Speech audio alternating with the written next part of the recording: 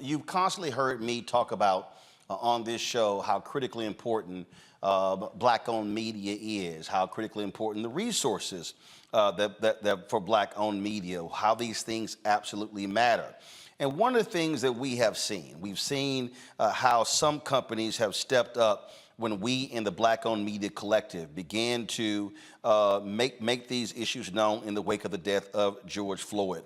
And just so you can understand when I talk about how significant this is and how this has been going on for quite some time. John H. Johnson and the leaders of Essence magazine, they were talking about this stuff 30, 40 years ago. In fact, 23 years ago, when the New York Times did a story on the sale of BET, I want you to read this here. Okay, go to my iPad. It says, this is dealing with BET and Viacom. The two companies are betting they will be able to increase the advertiser revenue at Black entertainment television, which reaches 62.4 million homes. But where, in Mr. Karmazin's view, as Meryl Karmazin, who was the then CEO of Viacom, the network has had a tough time getting the ad revenue that its audience merits. Blacks represent 13% of the population, but capture just 1% of advertising spending, according to Christopher Dixon, USB Warburg's entertainment and media analyst. Now, Mr. Karmazin said the sales staff could say to advertisers, how can you justify these lower rates other than discrimination? And obviously, you don't want to discriminate. BET has been getting its prices up, but we think we can accelerate the process. Now, if you read Brett Pulley's book, BET and the $1 Billion Bet, the unauthorized biography of Bob Johnson and BET, you read that particular book, he writes in that book that BET was getting, when it was black-owned, it was getting $1,500 for a 30-second ad. When it was, and what MTV was getting was $8,000 for the same 30-second ad. That's what Mel Karmazin was talking about. And he was like, when Mel Karmazin and Sumner Redstone saw what BET was getting, they were shocked. They were trying to figure out, how is BET a similar size of a company with MTV, yet MTV was getting $8,000 and BET was getting $1,500.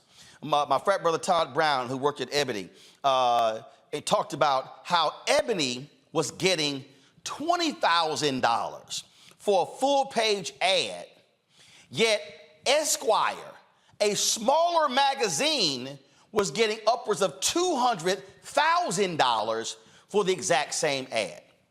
And so I'm talking about even these black-owned media companies, how we may actually get some advertising, but then what then happens when we don't get any advertising? So even when we do get the advertising, we're actually getting less money than white media.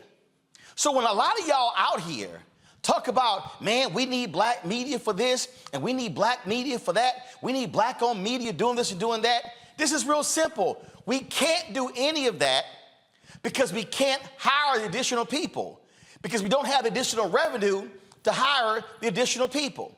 Then what the ad agencies and the brands then do, oh, you can't reach more people. Well, guess what? I can't reach more people because I can't market myself and take out billboards and digital ads and sponsor events because I have smaller revenue.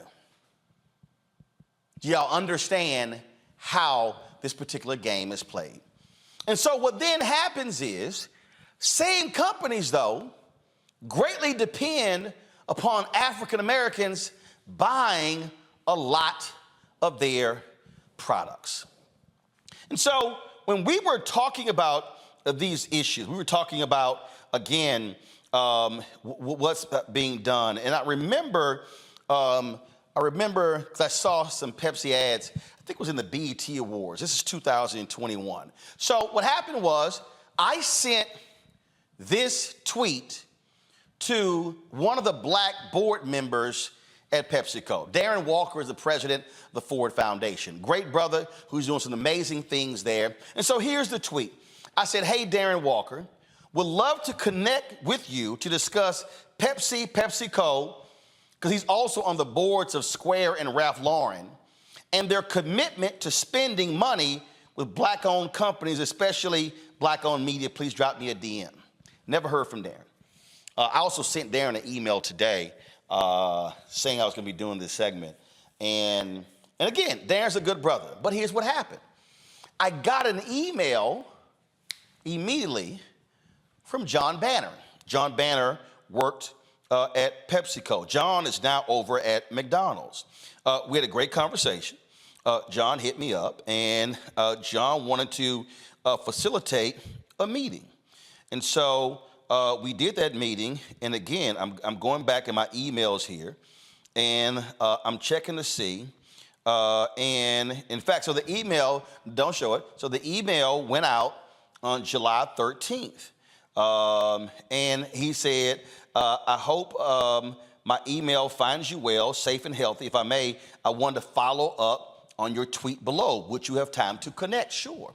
So we did that. And so we connected, we got on email, and then what ended up happening was we then did a meeting. And in that particular meeting, we met with a number of different people. Derek Lewis, who was the then head of multicultural for PepsiCo, Christina Tyson, who supplied diversity for PepsiCo, John Banner, the head of sports.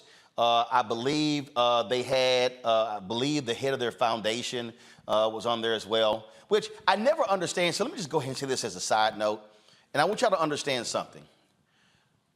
We are a media company. I have New Vision Media.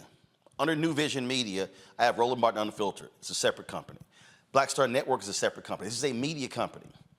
I don't have a 501c3. But let me tell you what often happens with black-owned media. When we do these meetings, in the meeting, they'll have the foundation person or the diversity person.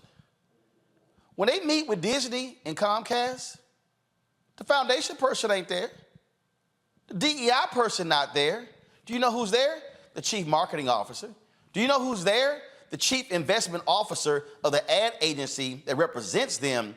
That's who in the meeting. But what happens is black-owned media, we are treated like we're just this different animal as opposed to treating us like a media company. So, okay, so we took the meeting. So we began to have conversations, and so we had this conversation. Again, it's a great conversation. And so as I look at my emails that went through, there were some meeting requests that went through as well. In fact, I remember as I'm scrolling through, I believe we had a meeting that was in October of that year, and it was with some different folks. And I remember John said, Roland, thanks so much for following up. Hope all is well. We would very much like to connect with you and your team to discuss our efforts to support the black community and specifically black-owned media. Susan will work to gather the correct members of the PepsiCo team. Let us know who she should coordinate with. Many thanks and looking forward. So we did that. We chatted with them, did all sort of things, and then we actually had the meeting. So then we had the meeting. So, okay, so then all of a sudden, those things happen. Then nothing happens. So now understand, Urban Edge Networks, Hardy Pelt, Todd Brown, they handle third-party sales for us. And so they began to work on an initiative because they began to acquire some rights of various games with HBCUs. And so they began to talk to a variety of people, General Motors, P&G, PepsiCo, things along those lines. Well, they're embroiled in a lawsuit right now with the SWAC over that very issue. And in that particular lawsuit, I'm just going to pull it up here. This is I'm just going to show you the top of the lawsuit. So this right here, go to my iPad, is the lawsuit where they are suing Weber Marketing and Consulting and the Southwestern Athletic Conference and Charles McClellan, who was the commissioner. This is the Urban Edge Network. Now, in this particular lawsuit, they're suing them, claiming tortious interference because of some things that they allege the SWAC did, and Weber Marketing did. But I just want you to see this here. Go to my iPad. It says right here, number 36 on page 12. Within the last year, UEN instituted an oral agreement with PepsiCo through direct communications and negotiations with Christina Tyson, Director, Supplier Diversity, Global Procurement, located in Dallas, Texas. PepsiCo agreed to start advertising during HBCU games on UEN's streaming channel. Scott Finlow, Global CMO Food Service at PepsiCo, said the $50 million PepsiCo has put towards black-owned businesses over 5 years is a part of our company's larger commitment of over $400 million towards advancing racial equity, racial equality within the company, industry, and communities we serve. Based on negotiations between the parties, UEN expected to be a significant part of PepsiCo's growth initiatives. Full stop. Come to me now. Now, you see here he says PepsiCo, the $50 million PepsiCo has put towards black-owned businesses over 5 years. Okay, y'all, $50 million over 5 years. That comes out to be $10 million a year. Now, I'm going to show you something here that's going to blow you away. I need you to understand, because see, some of y'all who are watching right now, y'all are going, oh my God, that's amazing. That's wonderful. Go to my iPad. This right here is the close of business today of PepsiCo's stock. PepsiCo closed at $168.91 for their stock. I want you to see something right here. It's called MKT cap. See what that MKT cap, folks? That's called market cap. That means that PepsiCo as a company, its market cap is $232.52 billion. Let me say that again. It's $232.52 billion. 10% of that represents 232 million. 10% of that represents 23 million. You keep going down, the numbers get smaller and smaller.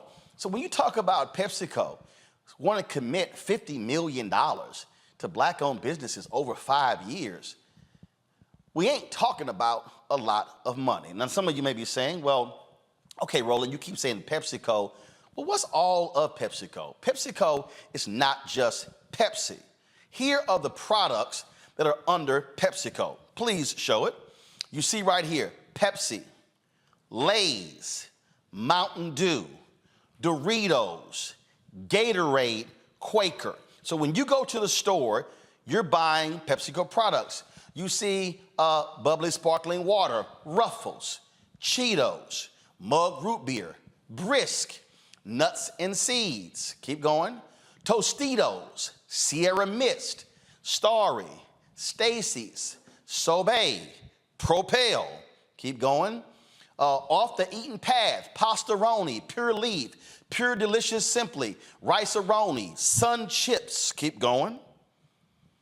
Frito-Lay, Jack Links, The Walking Taco, Al Valle, Aquafina, Aunt Jemima, Baconettes, Bear, Boat 24, Cap'n Crunch, Chester's, Cracker Jack, Dole. Keep going. Driftwell, Evolve, Fritos, Fruit Leaf, Funyuns, Gamesa. Keep going. Grandma's, those are the Grandma's cookies there. Health Warrior, Hilo Life, Life Water, Lipton, Luza, Manzanita Soul, Maui Style, Miss Vicky's, Mother's, Munchies, Munchos, Muscle Milk, NATO Chips, Near East, Ocean Spray, Popcorners, Red Rock Deli, Rockstar, Rolled Gold, Sabritas, Sabritones, Santitas, Neon Zebra. Hope I'm pronouncing those correctly. Let's see here. Nut Harvest, Smart Food, Spitz, Soul Boost, Tazo. They have a deal with Starbucks with some of their coffees. Variety Packs, Yat Chat. Is that it? Now, if I go through that, I'm thinking about those pretzels I bought, Gatorade I bought. I love the chili cheese Frito-Lay. I'm thinking of Funyuns. My family loves Funyuns. I can go. I eat oatmeal, quick oatmeal. So it's a ton of those products that I bought. It's a ton of those products that black people buy. So now you have to ask the question, all right, PepsiCo, are you spending fair share with African Americans? What's your spending on black-owned media? So earlier, I sent an email to several of the board members. I sent an email to some others as well, because I wanted to know that. And first of all, let me just show you here. So this here is the, I'm going to show you first leadership. So this is the leadership of PepsiCo right here. So you see their chairman and CEO. Go to my iPad. You see the other executives. You see Tina Bagalki, who is the Global Chief Diversity and Equity and Inclusion Officer. And then if I keep going here, and I keep going and keep going and keep going, and then finally I get to, so hold up, I'm gonna find, what was the name here? Because that was a woman who was the CMO, Jane Walkerly. She's Executive Vice President, Chief Consumer and Marketing Officer. Then I get to the brother, Stephen Williams. He's the Chief Executive Officer, PepsiCo Foods. So of their executive leadership, there's only one African American. All these positions. Okay, I got that. So then I go over here. And then I want to show you their board members, because this is also important. We talk about leadership. We talk about members of the board of directors. These things matter as well, because when we talk about leaders, and so here you go. So you got the chairman of the board. You got Segun Agbaje, is a brother who is with the CEO of Guaranteed Trust Holding Company. He is here. Then you also have Edith W. Cooper, who is the former executive vice president and global head human capital management, Goldman Sachs Group. You got other board members here. Then, of course, you have Darren Walker, who is with the president of the Ford Foundation. I see Cesar Conde. He's right here, chairman of NBC Universal News Group. And so all these people. So I'm showing you that. So they've got representation of African Americans on the board of directors, and that's critically important. It's great to have a CEO in Stephen Williams. That's important as well. But when we talk about African Americans in business, we're not just talking about black folks who are on boards and then black folks who have senior positions. We also are talking about being in the deal flow. We're talking about business being done. We're talking about spending being done. And I can tell you what has transpired over the last 2 years with us specifically has been nothing. Now, I had a call with Christina Tyson, and one of the things we talked about was that, well, because here's the deal, you had UEN with their lawsuit against them. First of all, Urban Edge Network is third party. They are their own company. I can handle my own sales. So I've done meetings with their ad agency. So I remember it was like a year went by. I was like, yo, I ain't heard from your people. And so all of a sudden we began to have those calls, and those things began to happen. And again, if I sit here and go through my emails here, I see lots of emails back and forth, and we're having this meeting and that meeting. And I'm literally sitting here going, meeting set 9/23, and then I'm sitting here seeing stuff. I'm seeing stuff in January. I remember when that was an issue with the black farmers. We reached out, and PepsiCo got a statement from them. I remember, again, when we had an additional meeting with the PepsiCo folks in April of 2022. So we had that, and then all of a sudden, so it's April of 2022. Then guess what? Nothing was happening.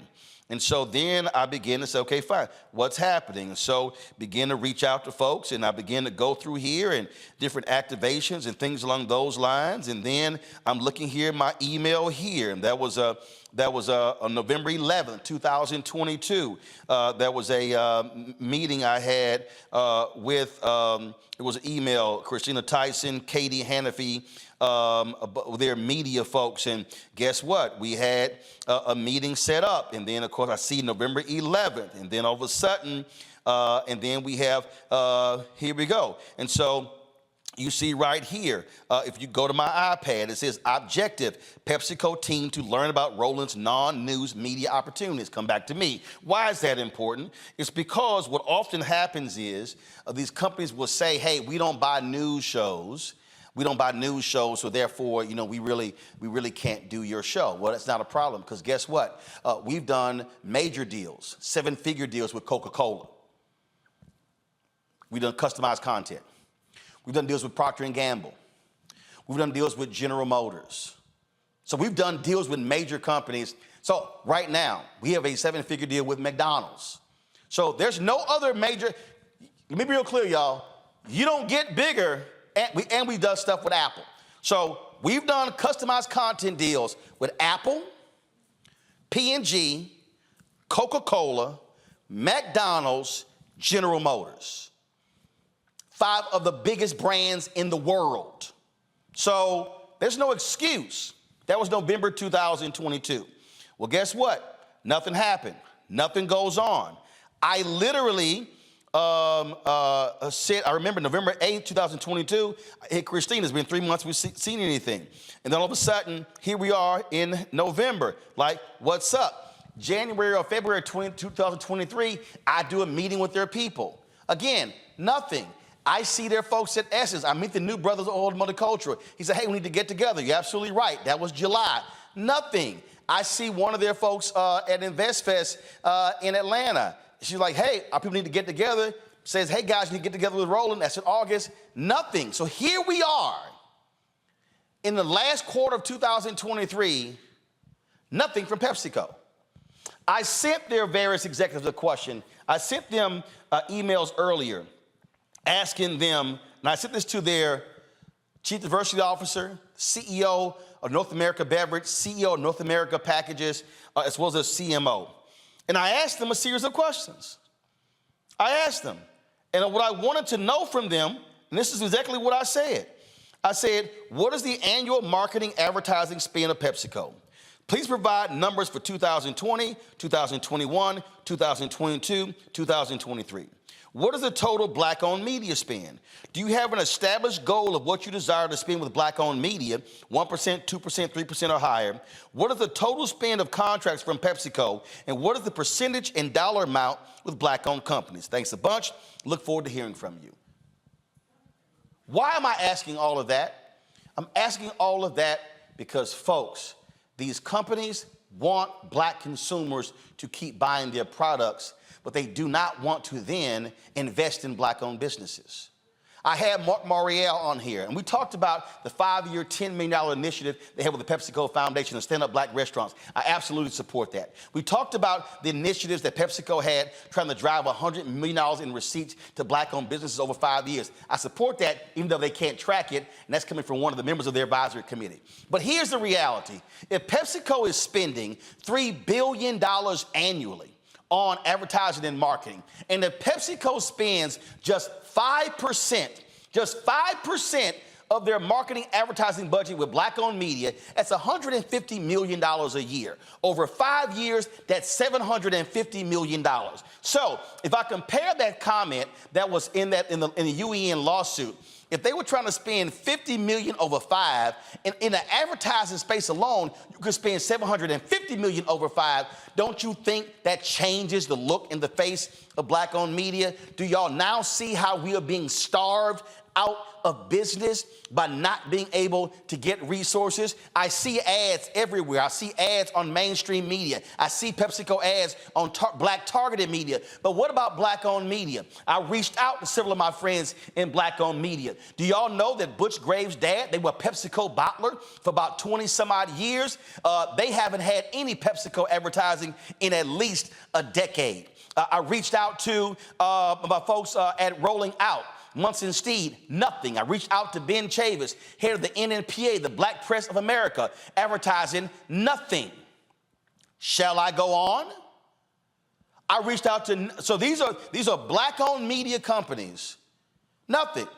Now, PepsiCo does business with Revolt. They got a great deal with them. But this is not about one Black-owned company getting advertising. I'm not just concerned about me. Oh, by the way, I dropped by the NABOB, National Association of Black-Owned Broadcasters Convention, ran into the ad folks for Urban One, Radio One, TV One, PepsiCo, nothing. So now I'm curious. If it's not Black Enterprise, if it's not Urban One, if it's not NNPA, if it's not Black Star Network, if it's not, who else y'all spending the money with? Because we're not talking about a number of larger Black-owned media companies. When we challenge these companies, when we challenge General Motors, who haven't spent a dime with us in 2023, even though I made clear last year I wanted a multi-year commitment, and they not even tell us what they're going to spend in 2024, guess what happened? We found that all these companies we're spending 1 or less than 1% with black-owned media. And because of our pressure, all of a sudden they start making commitments. Oh, we're going to do 2 and 4 and 6 and 8. But had we said nothing, we would still be getting 1%.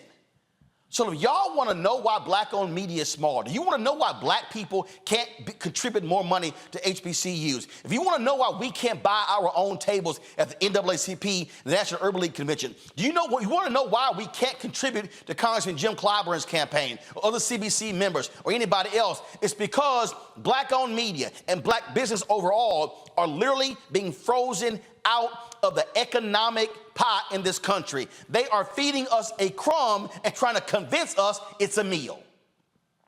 Hell, Pepsico not even feeding us with their chips and their drinks. We literally are getting nothing. And so you as the black consumer do understand they want you to keep buying their products. They want you to keep spending, but they do not want to spend with black-owned media. Now, I told PepsiCo, I'm going to give y'all time. I'm going to give y'all time. I think 2.5 years is long enough. And I said, I'm doing this show. We don't get to where we are if black folks remain quiet. Operation Breadbasket was not about that. Reverend Leon Sullivan was not about that. And I'm telling y'all right now, and let me be real clear, I have absolutely nothing to lose because they gave me no money 2 years ago, no money last year, no money last month, no money last week, no money yesterday. And this is not about, oh, Roland, you just want to get some money. Here's the deal. I can't hire more reporters. Do y'all know I would love to have 1 or 2 reporters whose sole job is to cover the 58 members of the Congressional Black Caucus? I can't afford it because then we can't get the advertising. But you know what I see? When I go to CBCF, I see all these companies spending money on parties. But are you supporting the black-owned companies who are doing the work the other 364 days a week? What I'm trying to get everybody listening to understand is that we are never going to have robust black-owned businesses as long as corporate America, these major brands, and the ad agencies are freezing us out of the $322 billion being spent annually. You are the consumer. There are at least 8 or 10. Go through them real quick. So I spend money. Roland Martin spends his own money on Lay's, on Gatorade, on Quaker Oats, on Ruffles, on Cheetos for my nieces and my other family members. That means that I, as an individual, am literally spending more money on an annual basis than what PepsiCo is spending with me and 5 other black-owned media outlets. That literally makes no sense for a company with a $232 billion market cap. Scott Bolden, nothing changes if we stay silent. And people tell me, man, why you got to call these companies out? We did the right thing, Scott. We had the meetings. We put the presentations together. We showed capacity. We showed what we can do. We showed other clients that we've done it with. And they still literally ignore us. Those numbers are incredible because we know that Black America spends is one of the largest group of consumers in the country. I think it's $1 trillion or $3 trillion or no. It's 1.3 trillion. In 5 years, it's gonna be 1.7 trillion. Go ahead. Close enough. It makes the case. But you know, Roland, as I listen to your report, I'm sitting there thinking there's a lot of arrogance on the part of these companies. Yep. Because we don't make them spend with black media because they almost presume that Black America, as consumers and big consumers, they're going to buy our products anyway. They're not going to listen to this particular show and say, I'm going to stop buying those products because black people have gotten comfortable being in that consumer space. So on one hand, you're absolutely right. Anybody listening to your report would say, I agree with you. That's outrageous. Then as a strategist and as a lawyer, I would say, okay, so what's our leverage point? How do we compel compliance or compel just some leverage on making them spend more with black media simply because black people consume their products? Well, Scott, I tweeted this out yesterday. I'd love to get your thoughts, Robert. I said there are 2 ways to impact these folks: class action lawsuit and boycott. If they don't want to do business with us, Dr. King literally told us this on April 3rd, 1968, that we must redistribute the pain. Robert?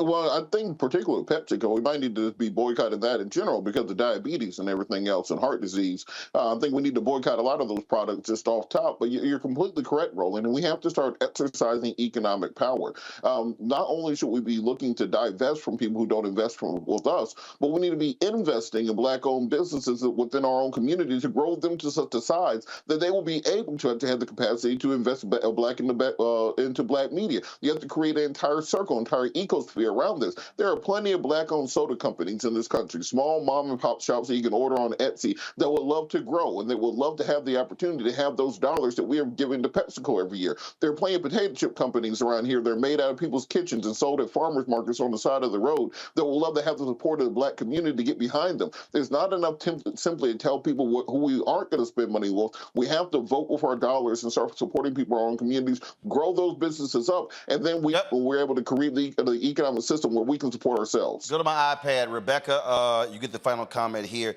This is what Dr. King told us in his mountaintop speech, because too many of us focus on the mountaintop part, not what he said above. He said, we don't have to argue with anybody. We don't have to curse and go around acting bad with our words. We don't need any bricks and bottles. We don't need any Molotov cocktails. We just need to go around to these stores, into these massive industries in our country and say, God sent us by here to say to you that you're not treating his children right.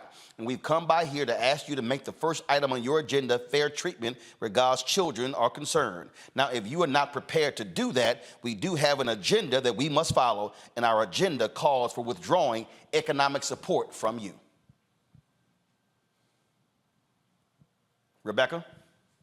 You know what, Roland? I'm thinking about in 2017 when PepsiCo decided to run an ad featuring a Black Lives Matter type rally, and it starred Kendall Jenner breaking up the crowd in the rally and bringing peace because she was drinking a can of Pepsi. And as far as I know, I never heard of that particular agency that decided that was a good idea to run that type of ad. I haven't heard that PepsiCo fired that agency and decided to actually work with inclusive agencies that would have known that wasn't a good idea.